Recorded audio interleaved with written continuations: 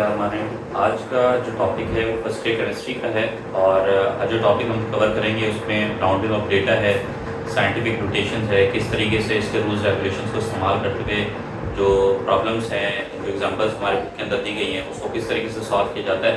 तो पहले बात करते हैं राउंडिंग ऑफ डेटा की।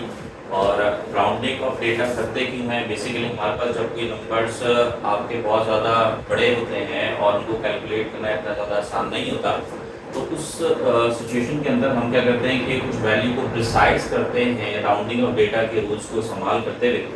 और इसमें 3 रूल्स और रेगुलेशन दिए गए हैं। इसमें सबसे पहला रूल है कि वो कहता है कि अगर कोई डिजिट जो आप ड्रॉप कर रहे हैं वो डिजिट अगर 5 से बड़ा है, ग्रेटर देन 5 है, तो आपने क्या करना है, जो पीछे रिटेन डिजिट है उसके अंदर आपने एक ऐड कर देना। ठीक है।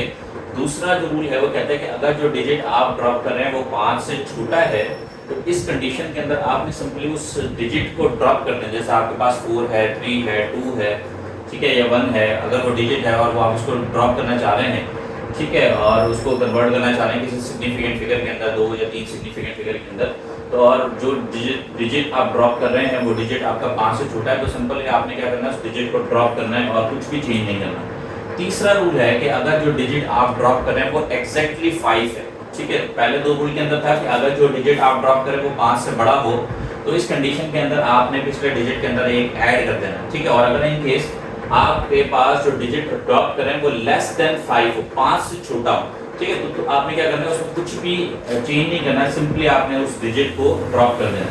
इस तरीके से अगर इन केस जो डिजिट आप ड्रॉप करना चाह रहे हैं वो एग्जैक्टली 5 हो, तो इस कंडीशन के अंदर फिर 2 रूल आ जाते हैं कि अगर रिटेन डिजिट जो पिछला डिजिट है वो इवन है, ठीक है, जो पिछला डिजिट है वो अगर इवन है, तो इस कंडीशन के अंदर आपने उसमें कोई ऐड नहीं करना, just simply drop the digit, ठीक है, आपने उस डिजिट को ड्रॉप कर देना। लेकिन अगर इन केस उस 5 को ड्रॉप करने के बाद अगर वो पिछला डिजिट ऑड है, ठीक है, तो आपने क्या करना है, उसमें एक ऐड कर देना, ठीक है। तो ये 3 रूल्स हैं। आज इस एग्जांपल्स के तहत जो है ना उसको समझते हैं। फॉर एग्जांपल आपके पास इक्वेशन है 5.768 और वो ये चाह रहा है कि इसको 2 सिग्निफिकेंट फिगर के अंदर कन्वर्ट करो, ठीक है। अब 2 सिग्निफिकेंट फिगर में कन्वर्ट करना है। अब वो किस तरीके से कन्वर्ट करेगा, अब 8 है, 8 जो है वो आपका 5 से बड़ा है। इस कंडीशन के अंदर अगर मैं इस 8 को ड्रॉप करता हूँ, तो अगर 5 से कोई बड़ा डिजिट है जिसको आप ड्रॉप करना चाह रहे हैं, तो पिछले डिजिट के अंदर आपने क्या करना है, एक ऐड करना है, तो ये वैल्यू क्या आ जाएगी 5.7 और ये हो जाएगा आपके पास 7, ठीक है। इसी तरीके से इसको भी अगर होता है कि इसको, अच्छा, ये आपके पास 2-3 सिग्निफिकेंट, अगर वो 2 सिग्निफिकेंट में क्या है, फिर इस 7 को भी ड्रॉप करना पड़ेगा। अब अगर मैं इस 7 को ड्रॉप करता हूँ, अब ये 7 जो है वो 5 से क्या है, बड़ा है। इस कंडीशन के अंदर वो क्या करना है कि पिछले वाले डिजिट में आपने एक ऐड करना, तो ये जगह 5.8, ठीक है। अब देखो नीचे वाला देखो, यहाँ पर 5.734 है। अब यहाँ पर भी वो आपसे कहे कि भाई इसको 2 सिग्निफिकेंट फिगर के अंदर जो है कन्वर्ट करके दें, तो इसको किस तरीके से करेंगे। अब ये 4 है और ये 4 क्या है, 5 से छोटा। अब यहाँ पर सेकंड रूल आपका इस्तेमाल होता रहता है कि अगर जो डिजिट आप ड्रॉप करें वो 5 से छोटा हो, तो सिंपली आपने क्या करना है, उसमें कोई चेंज नहीं करना, उस डिजिट को आपने ड्रॉप कर देना, ठीक है। अब क्या करेंगे, फॉर एग्जांपल मैं इस 4 को ड्रॉप करना चाह रहा हूँ, ठीक है, 4 5 से छोटा है, इसमें कोई चेंज नहीं आएगा और जो आपके पास वैल्यू आएगी वो क्या आ जाएगी 5.7 और ये जगह आपके पास 3, ठीक है। अभी भी 3 सिग्निफिकेंट फिगर में, इसको 2 में कन्वर्ट करना है। अब आप इसको 3 को भी ड्रॉप करें, अब 3 जो है वो फिर 5 से क्या आपके पास छोटा है, और 3 5 से छोटा है, तो आपके पास यहाँ वैल्यू क्या आ जाएगी 5.7, कोई भी चेंज नहीं आएगा। इसी तरीके से एग्जांपल नंबर 3 देखें, यहाँ पर आपके पास अब जो डिजिट आ रहा है वो एग्जैक्ट 5 है, ठीक है। यहाँ पर थर्ड रूल आ गया था कि अगर डिजिट जिसको आप ड्रॉप करना चाहते हैं वो एग्जैक्टली 5 हो, तो इस कंडीशन के अंदर फिर आपने क्या करना है, आपने देखना है कि पिछले वाला जो डिजिट है वो इवन है या ऑड। अगर इवन है तो कोई ऐड नहीं होगा, ठीक है। अगर ऑड है तो आपने क्या करना है, एक ऐड करना नंबर उसमें। अभी देखो ये जो आपके पास डिजिट जिसको आप ड्रॉप करना चाह रहे हैं वो आपका एग्जैक्ट 5 है, ठीक है। लेकिन इसके पिछले वाला डिजिट क्या है आपके पास, वो पिछले वाला डिजिट आपका इवन है, तो इस कंडीशन के अंदर आप क्या करेंगे, सिंपली आपने इस 5 को ड्रॉप करना है, ठीक है। पिछले वाला डिजिट में कोई ऐड नहीं होगा, ये हो गया 7.86, ठीक है। अब ये 3 सिग्निफिकेंट, अगर मैं इसे 2 में कन्वर्ट करना चाहूँ तो मुझे इस 6 को भी ड्रॉप करना पड़ेगा। अब 6 5 से क्या हो गया, बड़ा हो गया, तो फर्स्ट रूल आ जाएगा यहाँ पर, अगर 5 से बड़ा है तो आपने पिछले डिजिट के अंदर आपने क्या कर देना, एक ऐड कर देना, तो ये जगह 7.9, ठीक है। इसी तरीके से एग्जांपल नंबर 4 पर आते हैं। और यहाँ पर आपके पास वैल्यू है 23.35। अब ये एग्जैक्ट आपके पास 5 है, लेकिन यहाँ पर जो डिजिट है इसका पिछला डिजिट वो आपके पास ऑड है। अब यहाँ ऑड कंडीशन के अंदर हम क्या करते हैं कि आप एक ऐड कर देते हैं, ठीक है। तो अब आप क्या करेंगे, सिंपली आपने इस 5 को ड्रॉप किया, 5 को ड्रॉप करेंगे 23.3 था, तो आपने एक ऐड किया तो ये जाएगा 23.4, ठीक है।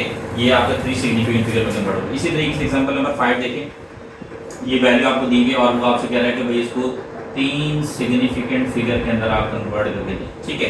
अब इसको ड्रॉप करते हैं एक एक करके। अब 2 5 से छोटा है, पिछले वाले नंबर में कोई ऐड नहीं होगा।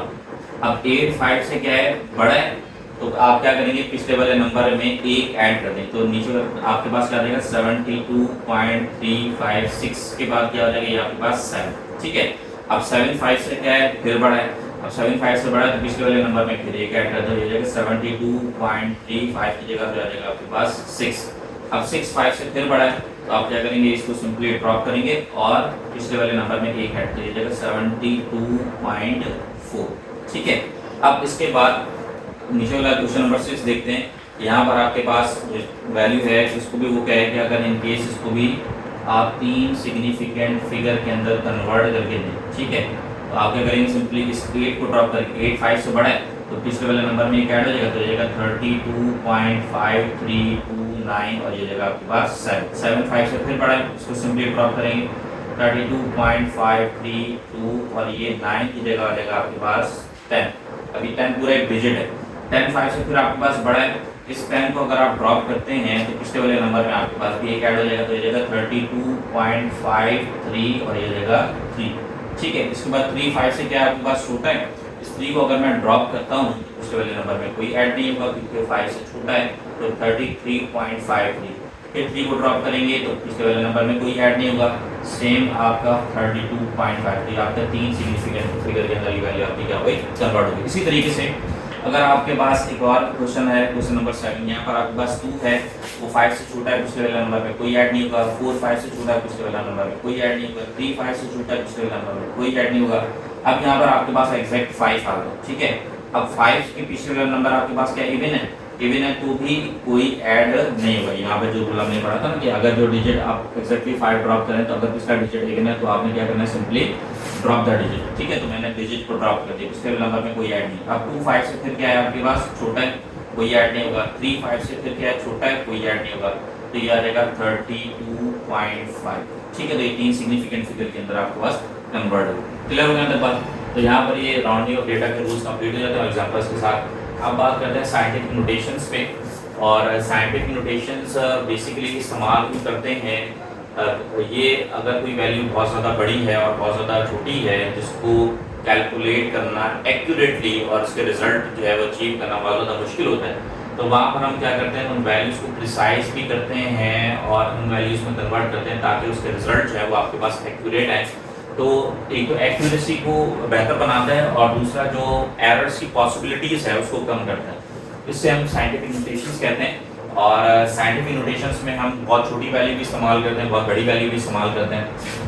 तो जैसे अब यहाँ पर आपके पास एक एग्जांपल के तौर पर है n × 10⁻⁴। अब एक साइंटिफिक नोटेशंस की एक टर्म है और यहाँ पर जो आपके पास n है ये बेसिकली जो है रिप्रेजेंट कर रहा है किसको, कोफिशिएंट, ठीक है। और ये आपके पास जो बेस 10 है ये बेसिकली रिप्रेजेंट कर रहा है बेस को, और पावर जो x है इसको हम एक्सपोनेंट भी कहते हैं और ये आपके पास इसको पावर भी कहा जा सकता है, एक्सपोनेंट और पावर, ठीक है। तो जो एक जनरल फॉर्मुलेशन है साइंटिफिक नोटेशंस की वो इस तरीके से इसको रिप्रेजेंट करते हैं, कोफिशिएंट है, बेस है और आपके पास एक्सपोनेंट।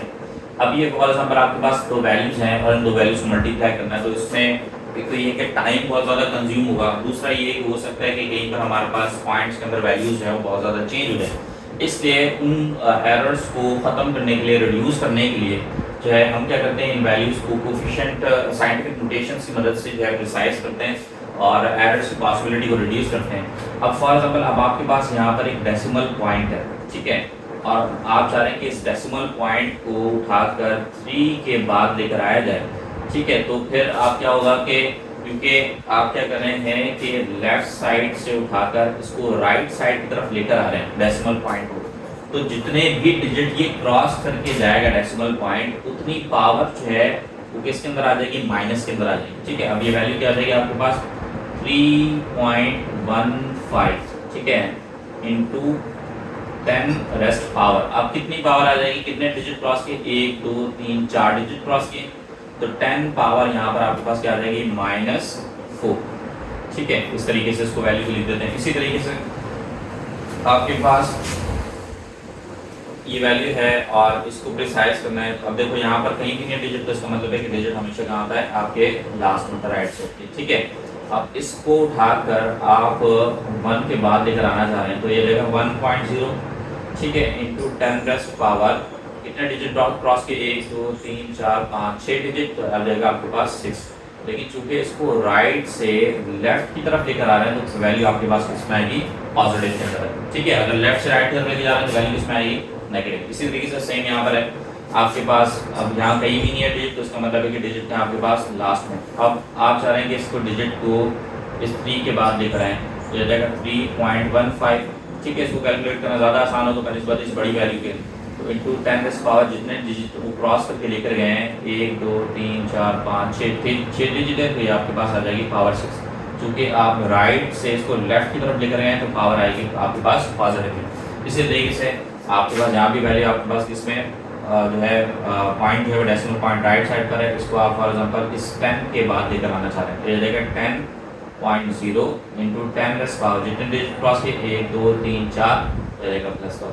ठीक है, इस तरीके से आप क्या करते हैं, इन डेसिमल पॉइंट्स को राइट से लेफ्ट या लेफ्ट से राइट ले जाकर वैल्यू को प्रिसाइज करते हैं। ठीक है, अब यहाँ पर कुछ एग्जांपल्स जो है वो दी गई हैं और उसको वो कह रहा है कि ऐड करें, मल्टीप्लाई करें, डिवाइड करें, सिंप्लीफाई करें। ठीक है, लेकिन किस रूल के तहत, एक्सपोनेंशियल नोटेशंस के तहत। ठीक है, तो यहाँ पर एग्जांपल्स है 1.10 जो बुक के अंदर भी दिया गया, और वो कह रहा है कि ऐड करें आपके पास 1.31 10⁻³ को 3.15 10⁻² से। अच्छा, जहाँ भी ऐड करना हो या सब्ट्रैक्ट करना हो, तो वहाँ पर इस चीज़ को आपने ध्यान में रखना है कि इनकी जो बेस और एक्सपोनेंट्स हैं वो दोनों सेम होने चाहिए। अब यहाँ पर 10⁻³ और यहाँ 10⁻²। ठीक है, इस सूरत में इसको ऐड नहीं कर सकते, या तो इसको जो है वो 10⁻² बना लिया जाए, ठीक है, या फिर इसको क्या किया जाए 10⁻³ बना लिया जाए, तो दोनों की बेस और एक्सपोनेंट दोनों सेम हो जाएगी। उसके बाद इन दोनों वैल्यूज को आसानी से ऐड किया जा सकता है। ठीक है, अब फॉर एग्जाम्पल आपके पास वैल्यू है यहाँ पर 1.31 10⁻³ और 3.15 10⁻²। ठीक है, अब या तो इसको 3 बनाएं या इसको 3 बनाएं या इसको 2 बनाएं, तो ऐसा करते हैं कि इसको 3 बना लेते हैं। इसको 3 बनाते हैं तो किस तरीके से होगा, आपके पास 3 बनाने के लिए मुझे इसमें एक ऐड करना पड़ेगा। ऐड करने के लिए मुझे इस पॉइंट को राइट से लेफ्ट की तरफ लेकर जाना। ठीक है, तो ये जगह आपके पास 0.315 इंटू 10⁻² 2 + 1। ठीक है, तो ये कितना आ जाएगा, 0.315 10⁻² आपके पास कितना आ जाएगा, 3। ठीक है, अब ये वाली वैल्यू भी उतार लेते हैं नीचे से, 1.31 10⁻³। अब देखो यहाँ पर दोनों की बेस जो है वो आपको सेम, बेस और पावर दोनों सेम नजर आ रहे। ठीक है, अब आप इसको आसानी से ऐड कर सकते हैं। ठीक है, फॉर एग्जाम्पल मैं यहाँ पर ऐड कर देता हूँ, ये जाएगा 1.31। ठीक है, ये जाएगा 1.31। अब इसके पास 0.315, अब पॉइंट के नीचे आपने पॉइंट रखना है 0.31 और ये जगह आपके पास है। अच्छा, दोनों की बेस सेम है, इसकी भी 10 पावर आपके पास आ जाएगी 3 और इसकी भी 10 पावर आपके पास आ जाएगी क्या, 3। ठीक है, इन दोनों को आपने ऐड करना है। ठीक है, ऐड करना तो यहाँ पे क्या आ जाएगा, आपके पास वैल्यू आ जाएगी, ये जाएगा आपके पास 5। ठीक है, 1 और 1 2 3 और 3 आपके पास आ जाएंगे 6 और 1 ये आ जाएगा, तो ये जगह 10⁻³। ठीक है, तो इस तरीके से आप आंसर निकलेंगे। इसी तरीके से सब्ट्रैक्ट भी कर सकते हैं। सब्ट्रैक्ट और ऐड करने में दोनों में सेम ही रूल यूज होता है कि आपने बेस और एक्सपोनेंट्स को दोनों को आपने सेम बनाना होता है। इस कंडीशन के बाद फिर हम एग्जांपल नंबर 1.11 पर चलते हैं और वो कहता है कि मल्टीप्लाई करें 7.0 10⁻² को 10⁻12 को 2.0 10⁻³ से। अब जब दो वैल्यूज आपस में मल्टीप्लाई करें in case of scientific notation, तो उनकी जो पावर्स हैं वो ऐड हो जाती है। बेस सेम हो अगर तो पावर क्या हो जाती है, आपके पास ऐड हो जाती है। ठीक है, यहाँ पर आपके पास 7.0 इंटू 10⁻, ये 12 है, इसको मल्टीप्लाई करना है किससे, 2.0 इंटू 10⁻⁻3। ठीक है, अब बेस सेम है। ठीक है, दोनों की पावर क्या आ जाएंगे आपके पास ऐड, तो 7.0 0 को मल्टीप्लाई करते हैं 2.0 से तो आ जाएगा 0 0 2 0 0 2 7 आ जाएगा आपके पास 14, ठीक है, 0 0 4 1 तो आ जाएगा 14.0, ठीक है। तो इसको हम ऐसे लिखते हैं कि 14.0 इंटू 10 पावर ये 12 और प्लस दोनों की बेस में पावर ऐड कर देंगे तो प्लस ये देगा आपके पास -3, ठीक है। तो 14.0 10 पावर 12 प्लस माइनस -3 हो जाएगा। 12 - 3 आपके पास कितना हो जाएगा, ठीक है, 12 - 3 आपके पास हो जाएगा 9, ठीक है। तो इस तरीके से आप इसको सॉल्व कर सकते हैं। फिर आपने क्या करना है, डिवाइड करना है, और जहां आपके पास दो वैल्यूज मल्टीप्लाई की जगह डिवाइड करें और उनकी बेस सेम हो तो पावर क्या जाती है, सब्ट्रैक्ट। मल्टीप्लाई करें, बेस सेम हो तो पावर ऐड होती है, और डिवाइड करें अगर और बेस सेम हो तो पावर हो जाती है आपके पास सब्ट्रैक्ट, ठीक है। किस तरीके से हो गया आपके पास, मिलेगा 6.60 10 पावर 8 डिवाइडेड बाय, ठीक है, ये हो जाएगा 3.20 10 पावर आपके पास हो जाएगा 3, ठीक है। तो ये आ जाएगा 2.06 10 पावर, अब बेस के में तो पावर कर देंगे आपके पास सब्ट्रैक्ट, तो 8 माइनस कर देगा आपके पास 3, तो 8 में से 3 माइनस करते हैं तो वैल्यू आपके पास क्या आ जाएगी 5, ठीक है। तो इस तरीके से आपके पास आंसर निकल आएगा। इसी तरीके से फिर आपने क्या करना है, सिंप्लीफाई करना है, और सिंप्लीफाई करना है कि 3.25 10 पावर 4 और पूरे होल पर उन्होंने स्क्वायर दिया, इसका मतलब है कि इस पर भी स्क्वायर है और इस 10 पावर 4 पर भी स्क्वायर, तो इसको सिंपली आप इस तरीके से लिखें कि ये जाएगा 3.25 इसका स्क्वायर हो जाएगा इंटू 10 पावर 4 और इसका भी क्या रहेगा आपके पास स्क्वायर, ठीक है। आप इसका स्क्वायर करते हैं 3.25 तो ये हो जाएगा आपके पास 10.56 इंटू 10 पावर 4 को 2 से मल्टीप्लाई कर 4 2 आ जाएगा आपके पास 8, ठीक है। तो इस तरीके से ये आपका सॉल्व हो जाएगा। इसके बाद एग्जाम्पल नंबर 1.14 है, वो कह रहे हैं कि सिंप्लीफाई करें, आपके पास स्क्वायर दिया हुआ 2.5 10 पावर 7। अब 2.5 का तो परफेक्ट स्क्वायर नहीं निकल सकता, लेकिन अगर 2.5 को मैं 25 बना दूँ तो उसका परफेक्ट स्क्वायर निकल आएगा, ठीक है।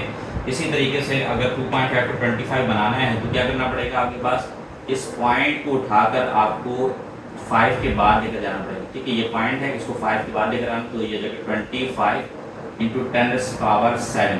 अब चूंकि इसको लेफ्ट साइड से राइट साइड लेकर गया तो पावर इसमें आ जाएगी माइनस में, एक डिजिट क्रॉस किया तो एक माइनस हो जाएगा, ठीक है। 7 - 1 तो आ जाएगा 25 इंटू 10 पावर 7 - 1 हो जाएगा आपके पास 6, ठीक है। अब 25 को अलग अलग अगर मैं इसमें लिखूँ तो 25 का स्क्वायर हो जाएगा और ये अंडर रूट आ जाएगा 10 पावर आ जाएगा आपके पास 6, ठीक है।